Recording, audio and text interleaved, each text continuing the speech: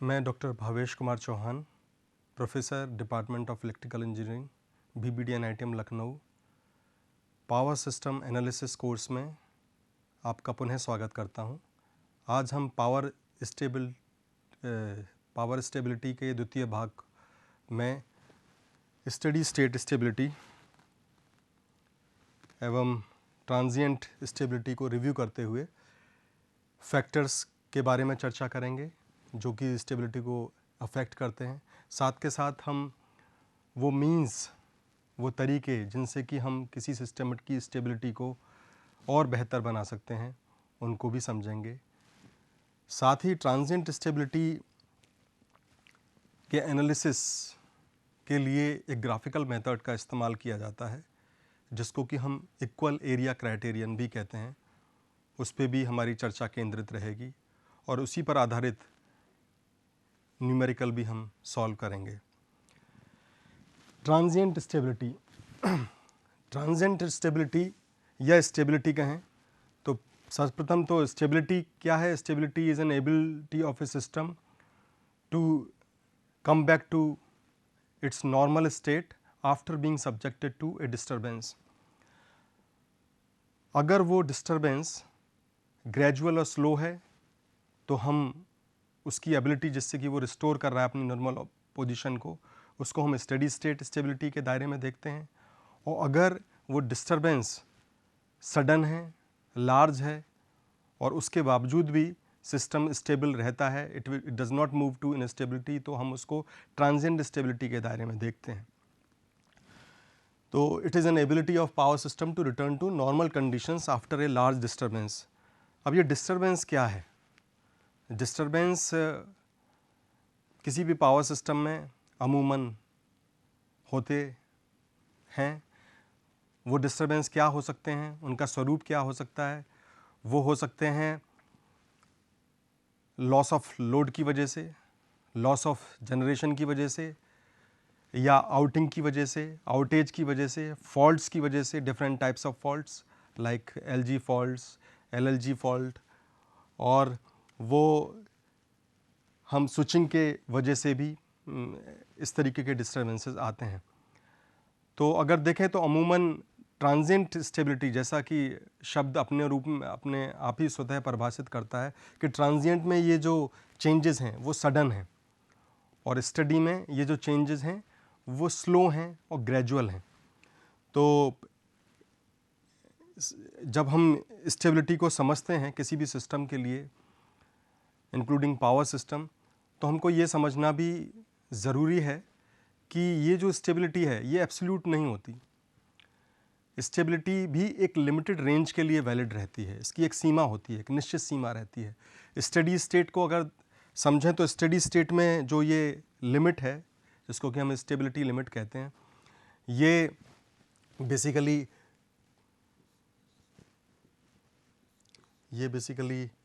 P equal to EV x sine delta की form में, इस फार्मूले को आपने देखा होगा, जो कि what is this, E is the sending end voltage और generation voltage, V is the receiving end voltage, means at the end of the transmission line, x is the reactance of the transmission line and delta is the rotor angle.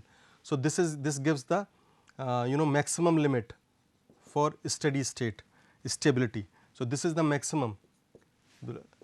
अगर आप sign को 90 ले लें तो sign 90 पे full है तो it will come out as P max equal to EV x. So this is the maximum power that system can transfer successfully without any loss of synchronism.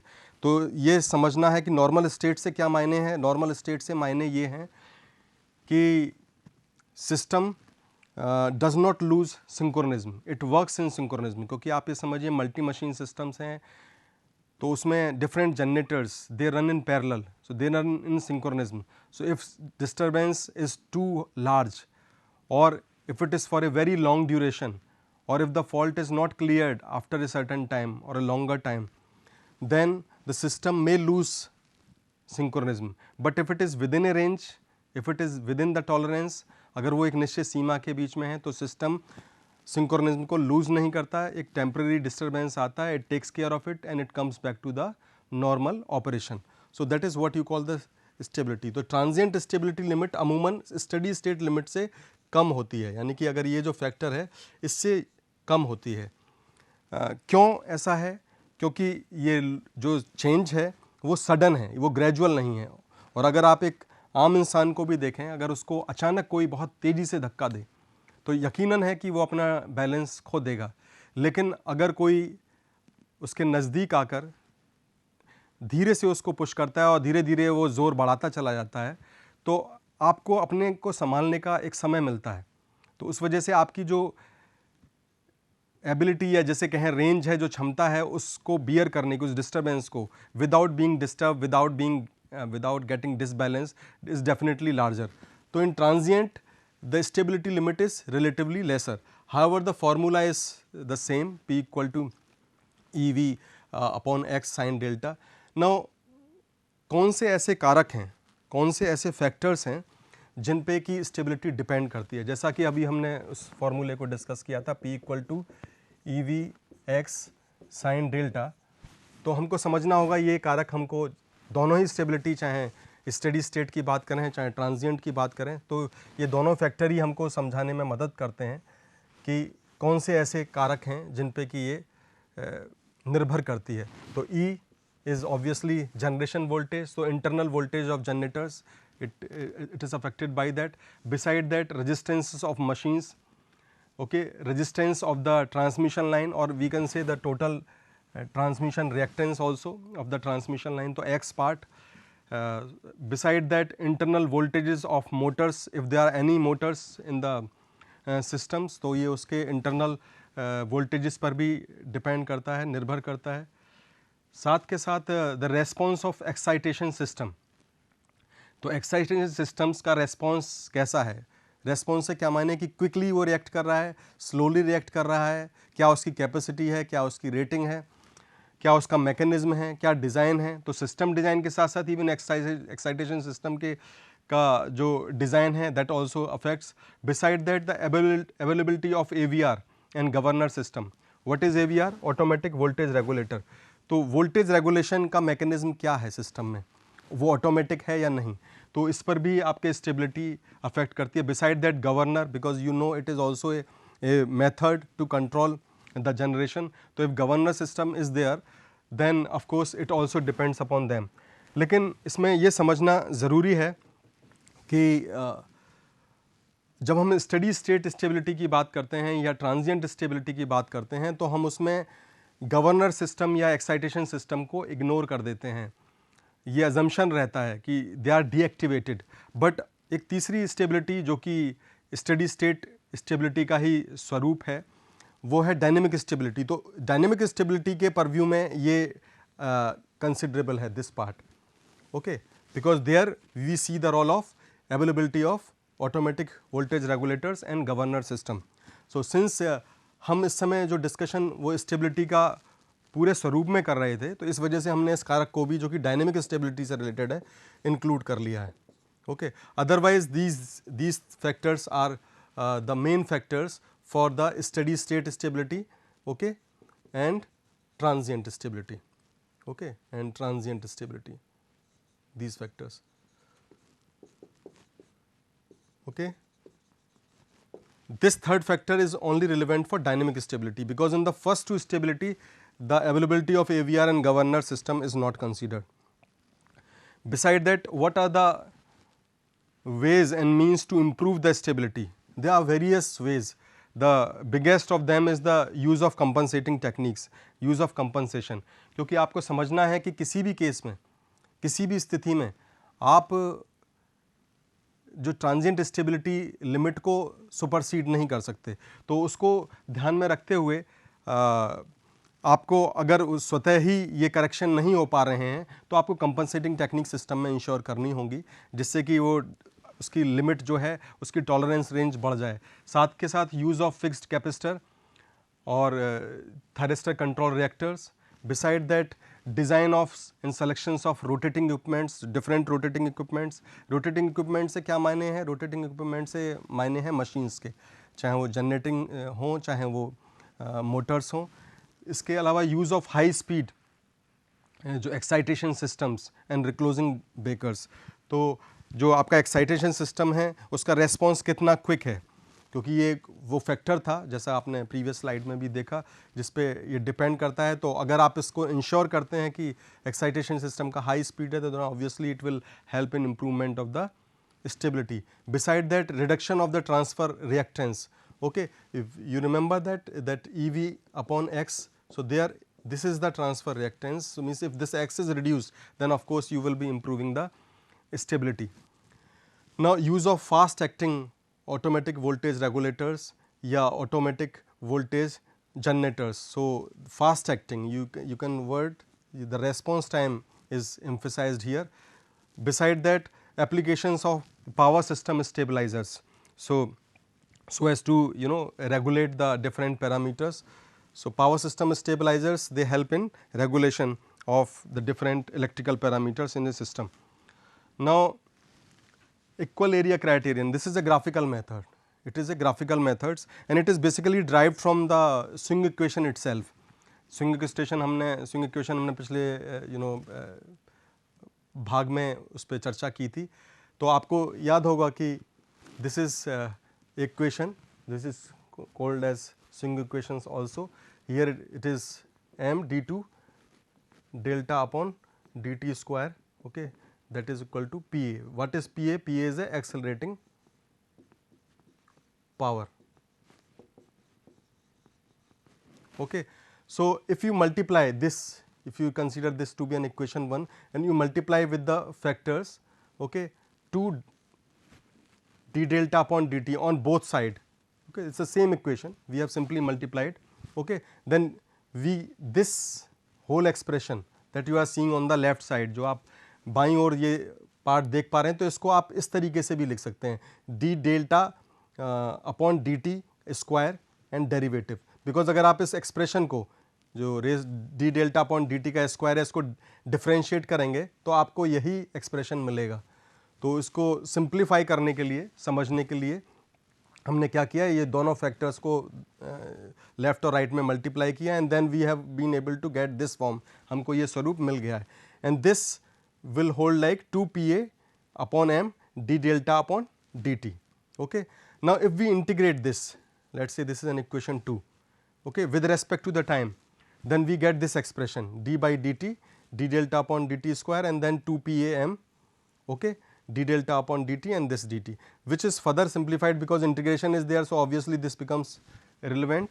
So we get d delta upon dt square equal to 2 pa m d delta. So we are deriving from the swing equation and we are getting this form. Okay, now see this. Now previous expression was square and now we are taking to single expression. So this we can write like root, okay, this is root 2 by m pm minus p max sin delta, okay, d delta. because अगर आप उसको integrate करेंगे और उसकी limits को देखेंगे तो this is like del naught and this is let's say del max, you will get this expression, okay, sin delta pm this delta. Okay, now 2 by m, so this expression is substituted as pa. This is the accelerating power because what is pa? Pa is pm minus p and what is p? P is equal to p max sin delta. Okay, so we have substituted, this whole expression has been replaced by pa. तो इस पूरे expression की जगह हमने pa लिख दिया है and then this is 2 by m pm minus p, so you can see this is pm minus p d delta. Now under a steady state, because you know at under steady state this d delta by dt is 0 because the system runs on synchronous speed ns. So it runs on synchronous speed ns. So obviously if you differentiate this you will get it equal to 0 because ns is constant.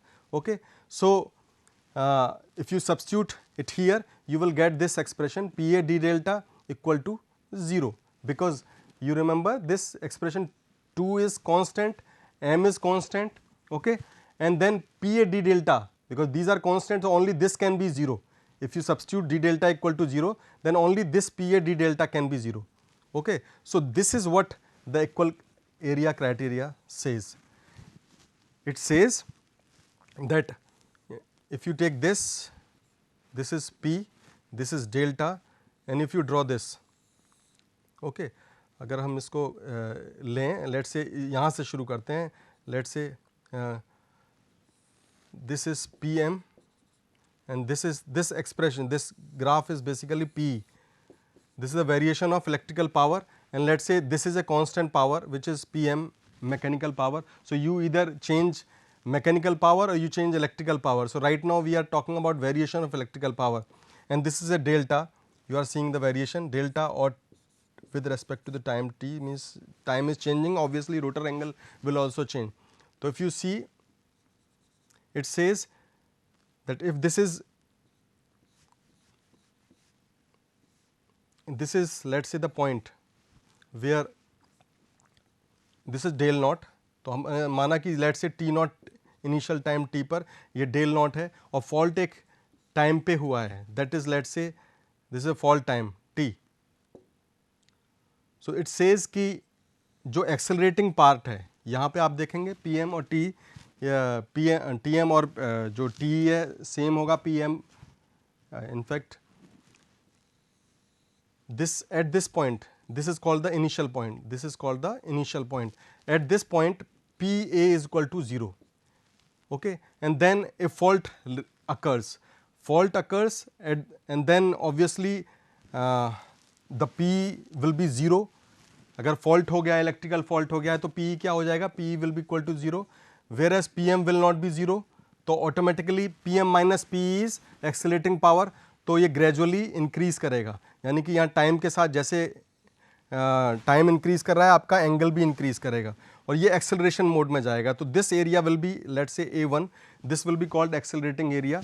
And if you talk about this after let's say point fault is cleared here, तो fault clearing के बाद भी आपका delta angle increase करेगा, और लेकिन ये D acceleration में जाएगा, क्योंकि इसके बाद आपका जो एक्सेलरेशन है वो डी एक्सेलरेशन में हो जाएगा. So this will be called the decelerating area. तो equal area criterion says that this A1 should be equal to A2. A1 should be equal to A2, means accelerating area should be equal to deaccelerating area. Well, so let's talk एक numerical देख लेते हैं. Numerical में दिया एक generator दिया हुआ है जो डिलीवर क्या पावर कर रहा है, 1 PU पर यूनिट में, okay, to an infinite bus through a purely reactive network. The maximum power that can be delivered by the generator is given as 2 PUs, means जो P max की value है वो 2 PU दिया हुआ है per unit, okay, that is the maximum permissible. Now a 3-phase fault occurs at terminals of generator which reduces the generator output to 0, okay. So एक fault हो गया है तो उससे जनरेटर का आउटपुट यानी कि P क्या हो जाता है, the P is becoming 0. The fault is cleared after time TC. तो TC टाइम के बाद फॉल्ट आपका क्लियर हो रहा है. The original network is restored then, okay, after TC के फॉल्ट क्लियरिंग के बाद आपका ओरिजिनल नेटवर्क ऑटोमेटिकली रेस्टोर कर जाएगा. The maximum swing of the rotor is found to be 110 electrical degree. तो जो डेल मैक्स की वैल्यू दी हुई है वो 110 इलेक्ट्रिकल डिग्री दिया हुआ है. Then the question is asking what will be the rotor angle in electrical degree at T equal to TC. तो क्या रोटर एंगल होगा, means basically it is asking for delta C, okay. तो इसको इस तरीके से समझ सकते हैं, okay. I will take it in this way.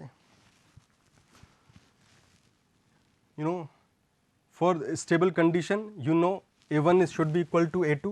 Let's see.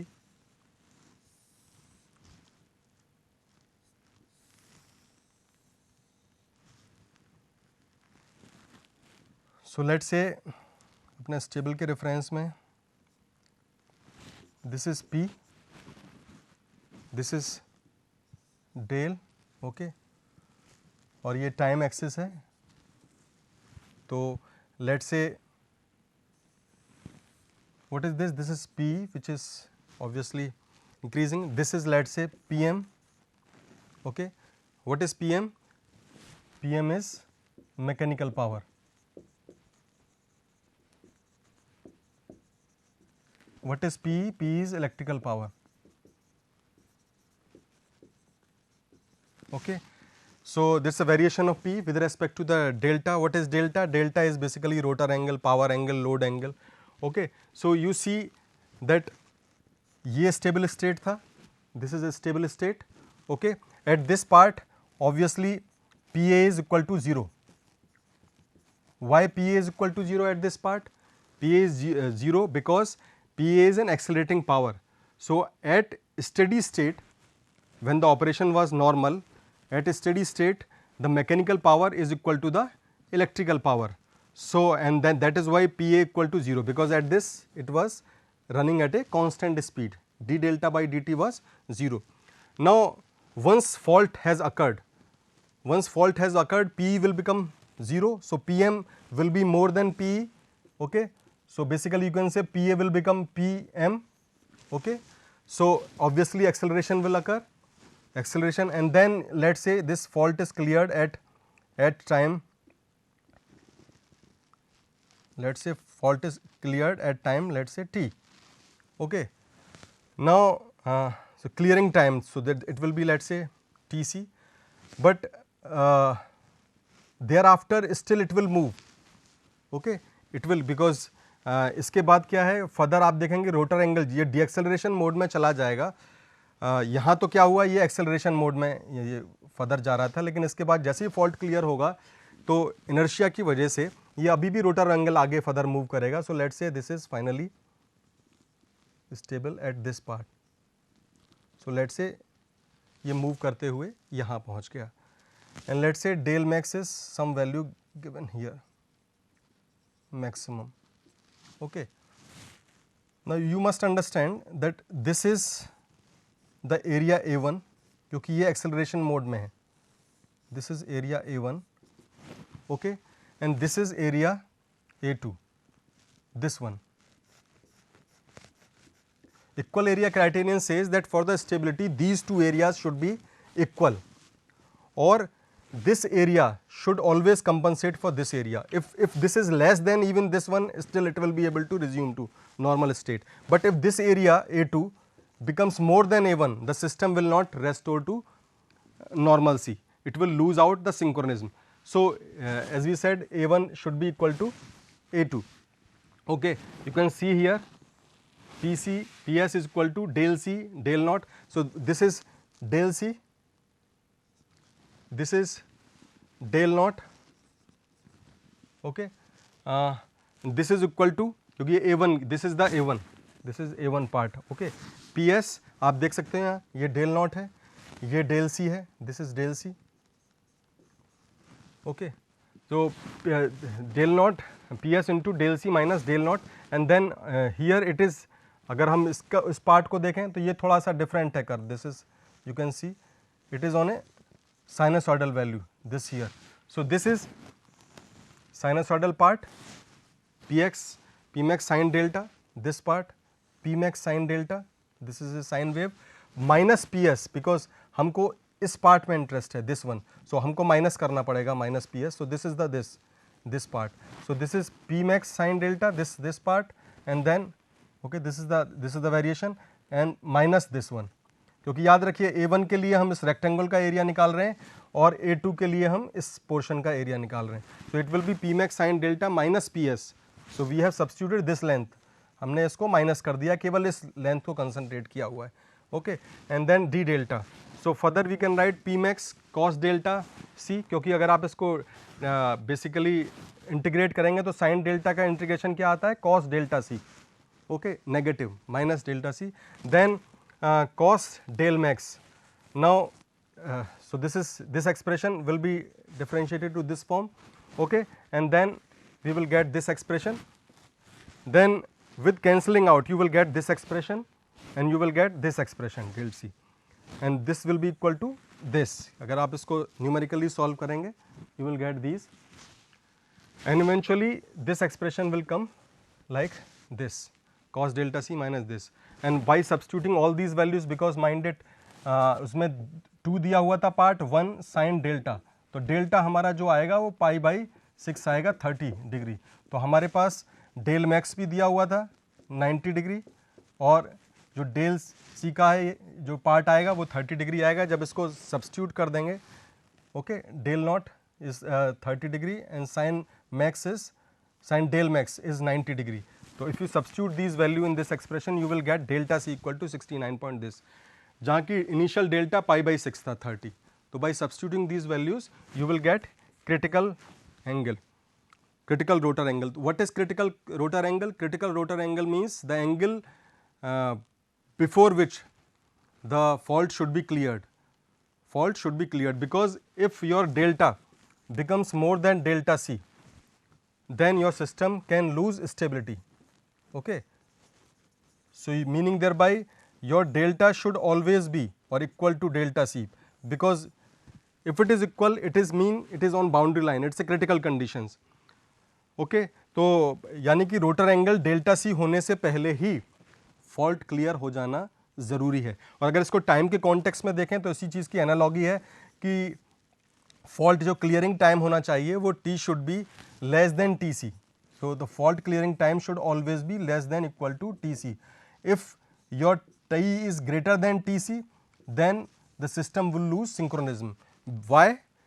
Because अगर टी सी से ज़्यादा होगा तो जो A2 है आपका जो एरिया है, जो कि डी एक्सेलरेटिंग एरिया है, that will be more than the accelerating area.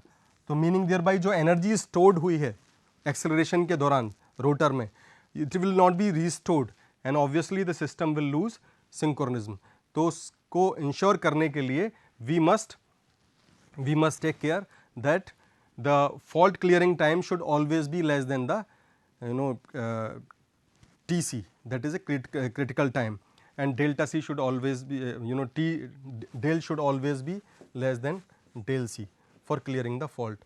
So basically this is a graphical method जैसा आपने देखा, और ये हमको स्टेबिलिटी एनालिसिस में मदद करता है, और इससे हम इंश्योर कर सकते हैं कि हमारा सिस्टम का फॉल्ट कितने निश्चित समय में क्लियर हो जाना चाहिए। So swing equations we discuss in previous lectures for stability analysis.